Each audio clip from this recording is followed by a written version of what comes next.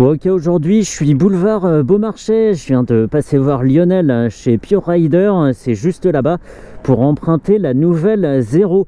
C'est la Zero FXE, elle est dans la version 11 kW, donc équivalent 125 cm3, même si avec l'électrique, on le sait, ça ne veut pas dire grand-chose.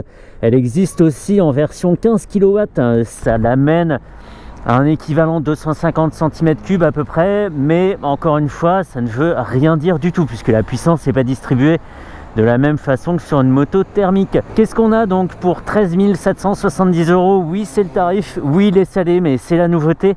Et c'est surtout avec Zero la sérénité, parce que c'est une marque qui existe depuis une bonne dizaine d'années maintenant, franchement 10-12 ans.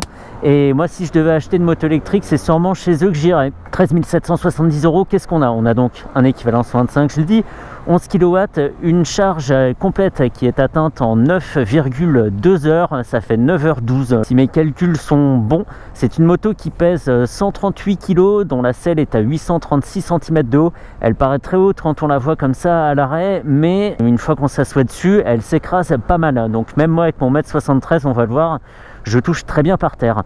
Ici, elle est dans une configuration un peu super motard, contrairement à la FXS avant elle. On n'a pas une jante de 21 pouces à rayon à l'avant, on a une jante de 17 pouces avec un Pirelli Diablo Rosso 2 et un disque de 320 mm avec des étriers. C'est quoi? Les étriers, c'est Jijuan, Juan. Bon, je sais pas, c'est espagnol, on m'a dit. Une fourche inversée Showa. Qualité. À l'avant, le pneu fait 110 de large, à l'arrière il fait 140 et le disque, ça a l'air d'être un 240 ou un truc comme ça par là. Et fais voir, ouais, à peu près. Et un étrier simple piston, que dire d'autre, 138 kg. En équipement, on a un TFT de 5 pouces. J'ai cherché l'embrayage, ok. Tac, tac. Ok, on est parti. Oui, ça m'a surpris, oui. Pardon, allez-y.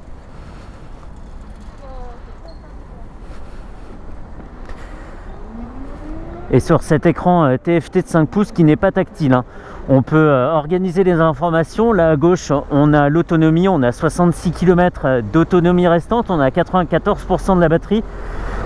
Théoriquement, Zero annonce une autonomie de 160 km. En réalité, on n'y est jamais avec les véhicules électriques, puisque si on lit les petites lignes, on se rend compte qu'il faut rouler à 20 km/h par beau temps, enfin voilà, avec une température idéale, les batteries bien chaudes, etc. Il ne faut pas se fier à cette information. Par contre, l'information qui va être intéressante de vérifier, c'est la vitesse de pointe. En mode sport, on annonce 135 km/h et en mode éco, le mode dans lequel je me trouve, on annonce 110 km/h de vitesse max. Je le disais, donc le TFT, il y a l'autonomie qu'on peut mettre à gauche, la jauge de la batterie, 94%, un totaliseur, on a un trip 1, trip 2 et au milieu donc l'indicateur de la vitesse, de la récupération de l'énergie et du couple. Je sais pas, c'est deux petites jauges en bas, on verra ça. Donc 160 km d'autonomie estimée, une charge en un peu plus de 9 heures et quoi d'autre? Des batteries garanties 5 ans, kilométrage illimité. Donc ça c'est pas mal. Au moins on sait que dans les 5 premières années on est tranquille. Question vieillissement, c'est bien. Punaise, elle a réussi à s'enfermer dans le trafic avec son vélo, elle. Trop fort. Ah ouais, on fait tous des erreurs, hein. Punaise, le bâtard, hein. Mais j'aime les bouchons. Alors je ne l'ai pas dit, il y a un ABS Bosch avant, arrière, les phares sont full LED à la différence des clignotants qui eux sont des bons vieux clignotants à ampoule. Ça fait un petit peu tâche du coup. Il faut vraiment vite que les constructeurs généralistes comme Kawa, comme Honda ou Yamaha se mettent à l'électrique pour démocratiser tout ça. Il faut faire chuter les prix parce que 13 770 €, c'est pas possible. C'est pas possible pour un équivalent 125. Alors c'est toujours moins cher que la cake Calque par exemple, ça c'est vrai, mais ça reste super coûteux quoi. On va aller par là. J'ai l'impression d'être avec mon vélo, c'est dingue.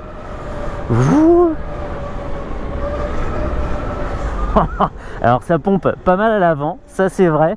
La moto a tendance à faire un mouvement de bascule quand la fourche se détend et quand elle se compresse ensuite, mais sinon ça va, nickel. Rien de trop flippant non plus. Et évidemment tout ça dans un silence religieux. Pas de vibration, rien du tout comme on est sur un électrique. Il y a juste le démarrage, on l'a vu, hein, qui m'a surpris. Je ne savais pas si j'allais démarrer. Il faut des fois faire des manipulations pour démarrer, mais là pas du tout. Il y a juste un moment où elle s'est réveillée. Allez, allez. Et la réponse à la poignée est très sympa, hein. C'est pas trop brusque. Il y a une petite course morte quand même dans la rotation de la poignée de gaz. Et ça c'est bien, ça évite de se faire des frayeurs au démarrage, sachant qu'on n'a aucune indication de régime, est-ce qu'on a bien lancé le moteur, etc. Donc ça va, c'est pas trop traître. Mais il le fait exprès d'aller dans les bouchons, bien sûr qu'il le fait exprès. J'adore, mais j'adore ça. D'un point de vue performance, d'un point de vue nervosité, c'est équivalent à Cake. La Cake Calque. C'est bien, et ils devraient tous faire ça en fait, hein. Je suis toujours déçu avec la Super Soco, je le dis toujours, hein, quand j'essaye une 125 électrique. Je suis déçu parce que avec l'électrique, même si c'est qu'un mode parmi d'autres, même si c'est un mode sport ou quoi, on peut gréver l'autonomie, vraiment taper fort dans les batteries, mais offrir des performances inégalées en thermique, enfin avec l'équivalent thermique. Et puis bah, c'est le choix du conducteur, hein. Il prend le risque d'être en rade de batterie, mais au moins il s'est amusé, quoi. Donc voilà, je suis toujours surpris quand je suis sur une moto électrique mais qui donne pas beaucoup plus finalement que l'équivalent thermique. Mais là c'est pas du tout le cas, hein. Je me téléporte d'un feu à l'autre, c'est absolument indécent. Et je suis pas à fond de la poignée parce que j'ai très peur de la cabrer en fait, la machine.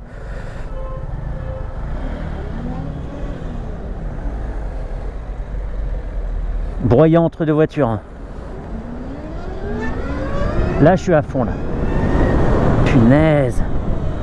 J'ai eu cette petite sensation du décor qui s'allonge là. J'adore. C'est le fait de voir un objet ou des personnes, une voiture qui sont loin, d'accélérer et d'être déjà sur eux. C'est fantastique. Waouh.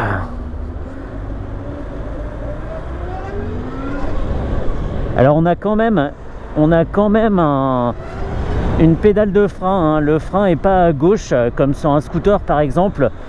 On a juste un levier à droite pour le frein avant, une pédale pour le frein arrière, donc ça c'est tout à fait classique. Il faut juste que je m'empêche d'attraper l'embrayage parce qu'il n'y en a pas, ou l'autre frein, hein, évidemment.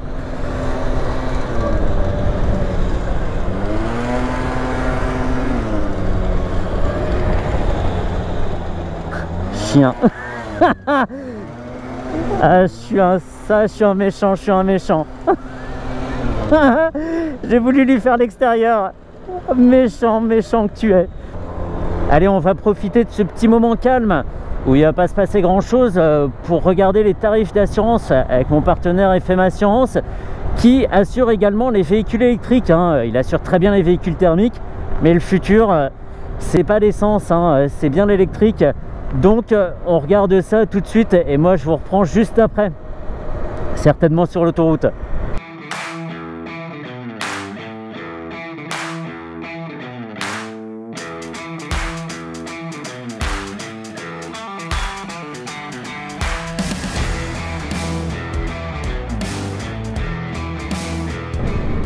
Elle fait absolument aucun bruit de roulement, hein. Les Diablo Rosso 2 sont super discrets, on n'entend pas d'écho, on n'entend pas de ronronnement quelconque.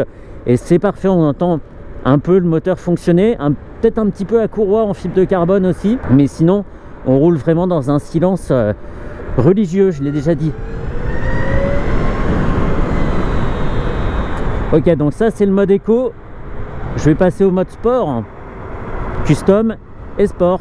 Je crois que ça a changé la couleur des afficheurs, mais je suis pas sûr. Ah oui, non, mais là, c'est un autre monde. Laisse tomber. Qu'est-ce qu'ils ont fait? Ils ont mis un deuxième moteur ou quoi? Allez, téléportation! Waouh! Et ce qui est bien avec l'électrique, c'est que t'as pas à être un certain régime pour que la moto commence à s'éveiller. Que tu sois à 50 ou à 70, tu tournes la poignée, la réponse est exactement la même, à savoir fulgurante. Oh aïe aïe aïe. Alors c'est un peu plus relou à doser du coup l'accélération, parce qu'elle est plus vive dès les, j'allais dire dès les bas régimes, mais c'est un peu ça, hein. Il y a aussi des régimes pour les moteurs électriques, hein. Elle est un petit peu plus vive, donc ça amplifie aussi ce cabrage. Je vais beaucoup plus m'amuser ici évidemment. Punaise, faut que je fasse hyper attention parce que c'est pas comme d'habitude. Ouah, c'est du faux filing mais sportif là, pardon, du faux filage sportif. Ouah, faut vraiment pas se laisser piéger, hein. T'accélères, tu dis c'est bon, je suis sur la voiture en 3 secondes. Non, non, la seconde d'après t'es déjà dans le pare-choc. Lionel me disait, tu verras, ça va réveiller le kéké en toi. Bah il avait pas tort, hein. La porte de la mort, porte de Bercy.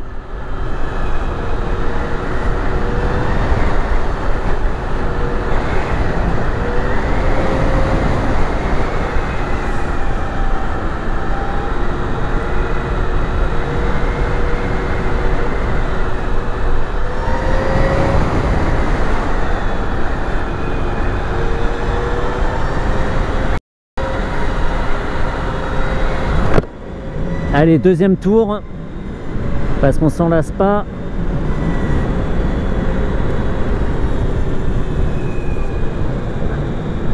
J'ai senti une toute petite faiblesse sur l'angle ici. C'était assez bizarre. Ouh. Waouh. Oui, je voulais repasser le point mort, mais en fait ça sert à rien. Après je vais sauter sur l'autoroute. C'est exactement ce que j'aime. C'est que tu veux aller à un endroit, t'y vas. Tu gênes personne parce que tu vas très vite. Enfin, tu vas très vite. Là, on n'était pas... il n'y avait pas de quoi perdre son permis non plus, seulement quelques points. C'est top parce que tu veux, sans faire vraiment le gros con en fait, sans faire le type qui gêne tout le monde parce que il se rabat sur quelqu'un, queue de poisson sur queue de poisson, etc. Là, tu as la vivacité en fait pour faire ce que tu veux quand tu veux. Et dans l'instantanéité de l'électrique, c'est hop, on saute d'un endroit à l'autre. Je sais même pas comment l'expliquer en fait. C'est à essayer. C'est à essayer, même si on a peur des grosses motos électriques. Celle-ci permet vraiment de découvrir ce que c'est d'avoir un moteur électrique entre les jambes. Sans se faire forcément peur, faut pas être trop bête non plus. Mais elle en donne déjà énormément, quoi. Énormément. Reste le prix qui est très cher. Comme je le disais au début, il faudrait vraiment que ça se démocratise pour que le prix baisse. Avant, c'était aussi la disponibilité et la distribution des points de recharge. Maintenant, c'est plus le cas du tout, hein. On en trouve partout en ville, sur les autoroutes. C'est aussi bien garni, donc ça va. C'est une moto qui a un peu les inconvénients du supermotard parce que c'est pas la moto la plus pratique du monde. Tu vas où, gringo? C'est mieux avec le Clignot. Et puis l'autonomie c'est plutôt 75-80 km, hein, plus que 160 parce que c'est évidemment fait dans des conditions très très particulières.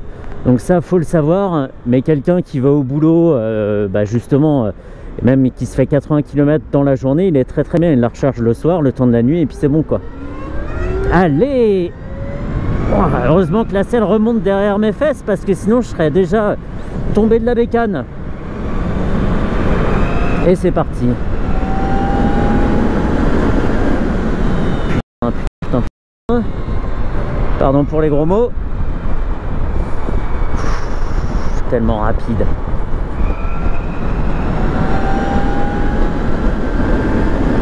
Ah, il déconne pas du tout sur la VMAX, hein. Et ça repart, et ça repart, et bah punaise, et là je commence à être gainé pour résister parce que l'effort se prolonge et il faut mieux que je reste sur la machine bien concentré pour pas me laisser dominer. Est-ce que tu vas aller là-bas? Oui, tout de suite. Il n'y a pas de 125 thermiques qui font ça, il n'y en a pas, ça n'existe pas.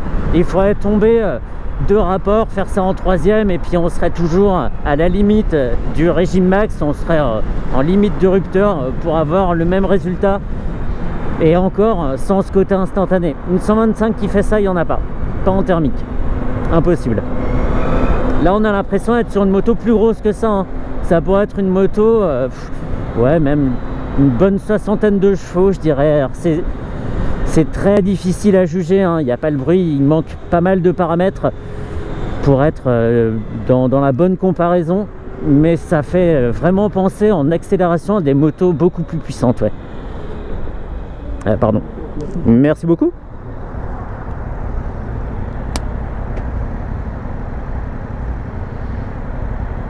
C'est bon. Je peux même pas faire rugir le moteur pour faire comprendre que le feu est vert. Tout se perd. Tout se perd. Oh, un contrôle de police. C'est pour moi. 80% de charge restante et une autonomie à 57 km. Donc on a perdu 8 km d'autonomie avec 14% de batterie en moins. 14%, 7 km. Non. Ok, bon, bref. Bon, voilà. C'est fini, je vais aller rendre sa moto à Lionel. Je peux même pas remettre d'essence hein, parce que bah, évidemment je peux pas. Alors j'aimerais bien faire couler un peu d'électricité dedans, mais ça risquerait de prendre du temps. Allez, on est prêt, on est à... Je vais essayer de décélérer vite fait. On est à 40.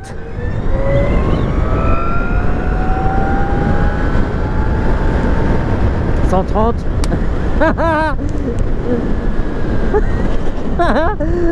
La vitesse max elle est bien supérieure à 135 en fait hein. Alors j'ai vu 140 compteurs. Dans les faits on était peut-être à 130-135, mais on n'a rien de temps. On a fait 40-130, je sais pas, je mettrai le temps parce que je vais le chronométrer, mais c'est hallucinant. Et en partant de zéro c'est évidemment encore beaucoup plus impressionnant. Mais là je fais comme je peux. J'avais doublé une voiture pour être bien devant, donc je pouvais pas me permettre de m'arrêter dans la voie d'insertion. Et ben c'est génial, vraiment. J'ai tellement hâte que ces motos se démocratisent, pas pour en faire forcément ma moto principale, mais pour en avoir une en plus pour délirer comme ça, comme je fais avec le PCX par exemple. Mais j'ai tellement envie que les prix baissent. Voilà, qu'on en voit partout, qu'on se dise bah moi j'ai acheté la mienne chez Yamaha, toi t'as pris quoi chez Kawa, moi c'est une Triumph. Voilà. L'électrique, effectivement, il manque le bruit, il manque l'odeur parfois, les vibrations, tout ce qui fait le charme de la moto, et c'est pourquoi on aime s'asseoir sur ce genre de machine. Mais c'est remplacé par tout un tas d'autres sensations en fait, donc c'est génial. On n'est absolument pas sur quelque chose d'aseptisé. C'est pas parce que ça fait pas de bruit et que ça vibre pas que ça fait pas passer quelque chose. On est toujours sur un deux roues, on peut toujours se pencher, un peu circuler dans notre voie comme ça, se faufiler dans les bouchons, etc. Ça c'est très bien, ça n'a pas bougé, c'est même parfois mieux avec ce genre de machine. Et puis en plus on a ces accélérations fulgurantes, ce frein moteur qu'on peut personnaliser à loisir, ce qui est très différent de la moto thermique, et ce qui permet de conduire d'une autre façon encore. Tout ça c'est super plaisant, c'est pas pareil, c'est différent, mais c'est pas moins bien je trouve, la moto électrique. C'est absolument pas moins bien, c'est la police, ça c'est la police, ok. C'est autre chose, ça c'est certain. Alors on sera toujours un peu nostalgique, je parle dans quelques années, hein. On sera toujours un peu nostalgique du thermique. Voilà, quand tu démarres, que tout se met en branle par exemple, comme sur une Guzzi V7. Mais avec l'électrique, on sera pas malheureux. Faut juste une charge rapide maintenant, une charge rapide et des prix qui baissent. Et non pas des prix rapides et une charge qui baisse. Ça n'a aucun intérêt.